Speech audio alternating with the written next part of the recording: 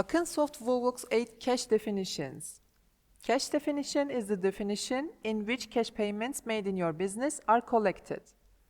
If the financial structure of your business requires more than one cash definition, you can define as many as you want. Thus, you can follow the money flow through these definitions. For this, click on the Cash Definitions button from the Definitions list in the Finance Management menu. You can start the recording by giving a name for your definition on the screen that opens. In addition, you can create information and filtering alternatives by filling in the authorized person, custom code, and comment fields. After filling in the relevant fields according to your preference, click the Save button.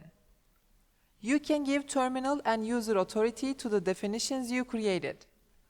Thus, you can customize the use of definitions. You can give the terminal authority from the Terminal Authorities tab and user authority from the User Authorities tab. If you don't give any authorization, all users and terminals are considered authorized. If you want to change the name of any existing record, you can rename it by clicking the button you see on the screen in the Cash Account Info tab. You may want to deactivate any existing definition instead of deleting it.